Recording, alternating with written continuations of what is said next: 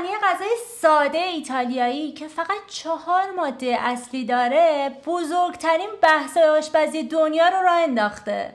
آیا واقعاً زغالکارای ایتالیایی برای اولین بار کربونارا رو درست کردن؟ یا این قصه سر دراز داره و برمیگرده به جنگ جهانی دوم؟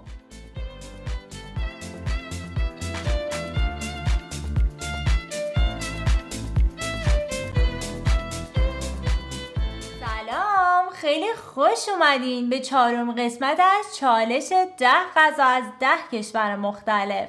میدونید که امروز میخوایم بریم ایتالیا و محبوب ترین پاستای ایتالیایی رو درست کنیم. کربونارا از مواد خیلی ساده‌ای درست شده که همشو اینجا روی میز میتونید ببینید. ما تخم مرغ نیاز داریم، فلفل تازه، پنیر پکورینو، اسپاگتی و گوانچاله.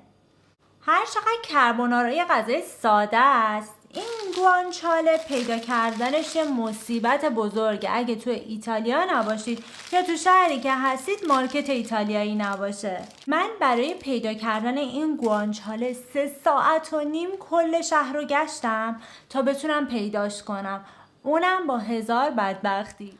گوانچاله یک نوع گوشت خوکه که از گونه های خوک گرفته شده و اینو نمکسود شده و خشک شده است و با مواد مختلف به خصوص فلفل سیاه و نمک ادویه‌های دیگه زدن بهش، گذاشتن نمکسود شده برای ماها و یه طعم خیلی قوی و خوشمزه‌ای بهش میده. همین الان دهنم آب افتاد راجبش حرف میزنم. من این گوانچاله ها رو دادم برام برش بزنن چون به همون مقداری که نیاز داشتم فقط خریدم. حالا فقط نیاز داریم اینا رو به صورت مکعبی ریز خوردش کنیم. حالا میتونیدم یکم درشت‌تر بگیرید، این دیگه دست خودتونه.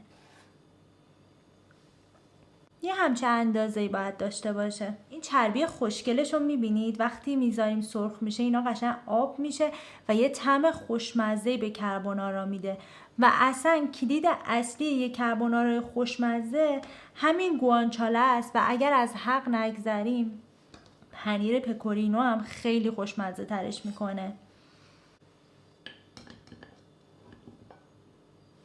پنیر پکورینو یکی از خوشمزه ترین پنیراست که برای کربونارا واقعا عالیه، چون که ما تو کربونارا هیچ خامه‌ای استفاده نمی کنیم و با استفاده از این پنیر و تخم مرغ یه خامه‌ای خودمون درست میکنیم برای این پاستا.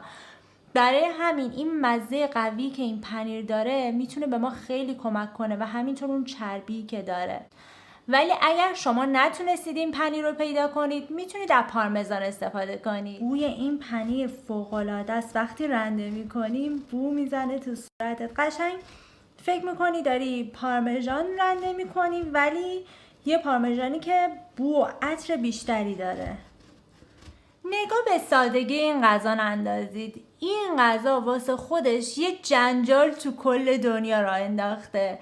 اون جایی که میدونید ایتالیایی‌ها عاشق غذان و تعصب خیلی خاصی هم رو غذاشون دارن، کربونارا رو یه جنجال تو کل دنیا کردن که این چجوری به وجود اومده. یه عده معتقدن پاستای کربونارا رو زغالکارای ایتالیایی زمانی که تو معدن کار میکردن برای اولین بار درستش کردن، چون که موادی که توش هم استفاده میشه هم خیلی ساده است و خیلی موندگاری داره، مثل تخم مرغ و پنیر پکورینو که میتونه ماها بمونه و حتی گوانچاله هم همینطور. برای همین میگن که منشأ به وجود اومدن این غذا از اونجاست. عده دیگه میگن توی جنگ جهانی دوم وقتی که آمریکایی‌ها اومدن تو ایتالیا و ایتالیا آزاد شد، این سربازای آمریکایی که عاشق تخم مرغ و پنیر بودن اومدن با بیکن و پاستای ایتالیایی قاطیش کردن و کربونارا به وجود اومد. راستشو بخواید من با داستان دوم کاملا مخالفم، چون فقط از یه ایتالیایی میتونه بر بیاد که همچین غذای خوشمزه‌ای و با ساده ترین مواد بخواد درست کنه. حالا شما چی فکر میکنید؟ آمریکایی‌ها این غذا رو درست کردن یا ایتالیایی‌ها؟ ولی اگر فکر میکنید آمریکایی‌ها بودن هیچ وقت اینو به ایتالیایی‌ها نگید. بریم سراغ سس کربونارا. من برای این سس از 3 تا زرده تخم مرغ و 1 سفیده استفاده میکنم. اول یه دونه تخم مرغ کامل رو میریزیم این تو که خیالمون راحت شه. من برم یه ظرف بیارم چون یادم رفتش که برای اینکه اینو جدا کنم یه ظرف بیارم. زردهای تخم مرغ باعث میشن که ما کرم خیلی بهتری داشته باشیم برای این سس. اینم سومیش. حالا اینو هم میزنیم تا اینا با هم مخلوط بشن تا بتونیم بعدش بهش پنیر رو اضافه کنیم. کم کم پنیر رو اضافه کنید تا بدونید چقدر کافیشه. خب به نظر من هنوز یکم پنیر میخواد.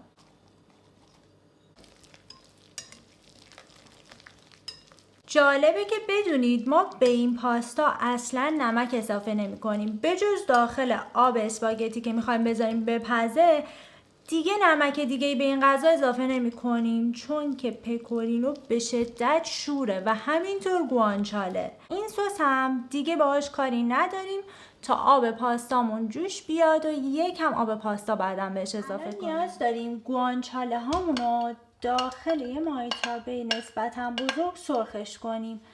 فقط اینو حواستون باشه که نیازی نیست روغنی بهش اضافه کنید چون این گوانچاله ها خودشون به شدت چربن و کلی روغن آزاد میکنن.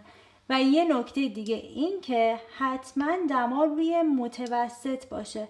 دما رو زیاد نکنید، بذارید آروم آروم این بپزه و کریسپی بشه. خب نگاه کنید این گوانچاله ها چه روغنی آزاد کردن و همینطور نم نم دارن واسه خودشون سرخ میشن. اسپاگتی ها رو گذاشتیم این سمت بپزن، این ورم حواسمون به گوانچاله هاست که یه وقت نسوزه و خوب سرخ بشه. خب ما یکم از این آب پاستا رو نیاز داریم.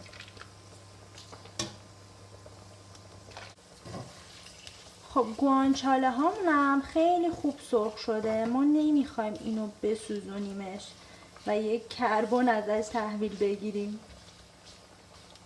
فقط یک مقدار از اینو ما نیاز داریم.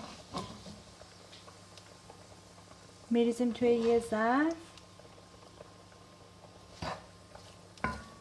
اسپاگتی رو اضافه کردم به گوانچاله ها و زیر گازم خاموش کردم چون که ما نیاز داریم فقط مایتابه داغ باشه، نیاز نداریم که روی حرارت باشه.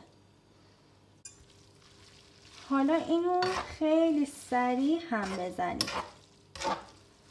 یه ذره از این آب پاستا میریزیم داخلش، فقط یکم، و فلفل سیاه فراوون. خب همینطوری که یکم آب پاستا اضافه کردیم به این اسپاگتی و گوانچاله که بره اون ته و این سوسی که ما میخوایم بهش اضافه کنیم و املت نکنه واسمون. به این سس هم یکم آب پاستا اضافه میکنم، خیلی کم، و همش بزنید خیلی سریع. اینجا سرعت عمل واقعا مهمه.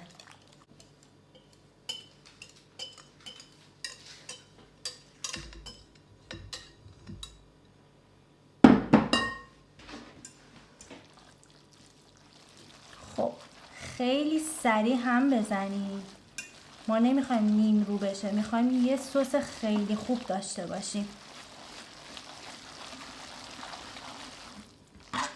خب الان نگاه کنید چه سس خامه‌ای به ما داد بدونه که یه قطره خامه توش ریخته باشیم.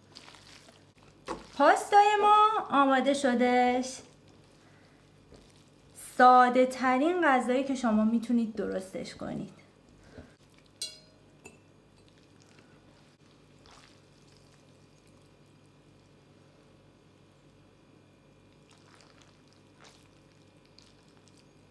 یکم این خامش میریزیم روش. حالا این گوانچاله‌ای که قبلا سرخ کردیم و میریزیم روش. یکم هم فلفل سیاه بهش اضافه کنیم. اینم از محبوب ترین پاستا ایتالیایی کربونارا.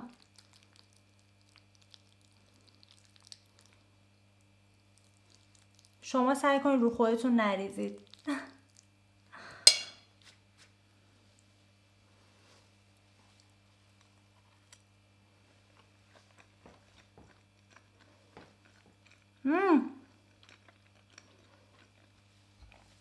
عالیه.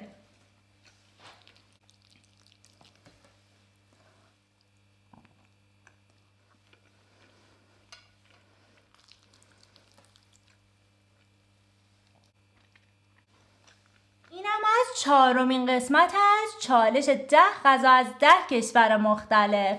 خیلی ممنونم که تا اینجا منو همراهی کردین. باید بهتون بگم که این کربونارا واقعا حقشه که بهش بگن محبوب ترین پاستای ایتالیا.